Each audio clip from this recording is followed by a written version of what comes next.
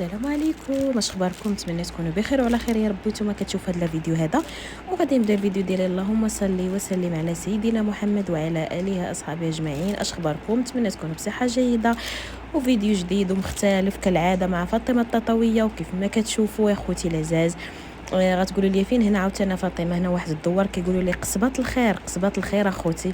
الناس هنا ما شاء الله في التعامل ديالهم، في الاستقبال ديالهم. شوفوا البلاصه فاش ساكنين الناس مازال كما تنقولوا الناس القدام، كيف ما كنقولوا الناس اللي كيحبوك من قلبهم، ما كيعرفوا لا غش لا حقد لا حتى حاجه. الناس هنا اللي كيجي عندهم ضيف كيستقبلوا بواحد الطريقه اللي هي زوينه ورائعه صراحه. هذا الدوار هذا ففاش مشيت لي انا والوالده فصراحه تصدمت بالطريقه، بالتعامل ديالهم، بالخير اللي عندهم، بالاستقبال ديالهم. فالله يكثر خيركم، شكرا لكم بزاف. واخا نعيا ما نهضر ما غاديش نوفي لكم داكشي اللي درتو معايا. وكنشكر زين بالعلوي، فشكرا لك بزاف على الاستقبال ديالك لينا انا والوالده ديالي، وشكرا لك بزاف على هاد البلاصه الزوينه اللي فاش تعرفت عليك وجبتيني ليها. فشكرا لك بزاف على اي حاجه درتيها. فشكرا لاي واحد صراحه تلاقاني في هذا الدوار هادو من لي فام ديالي اللي كلشي جا كيسلم عليا وكلشي كيجي يسول على ولدي سيف الدين. فكنشكركم بزاف في هذا الفيديو.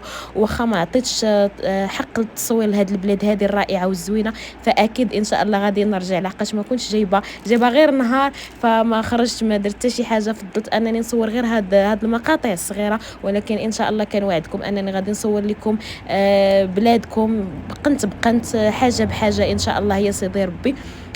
فبغيت نشكركم بزاف في هذا الفيديو هذا ونقول لكم شكرا على هذه البلاد الزوينه ديالتكم، هذه القصبه قصبات الخير كيف ما كنقولوا. فالصراحه اجواء رائعه دوزتها معكم، واخا غير ليله وحده فصراحه كانت احسن ليله غادي ندوزها معكم.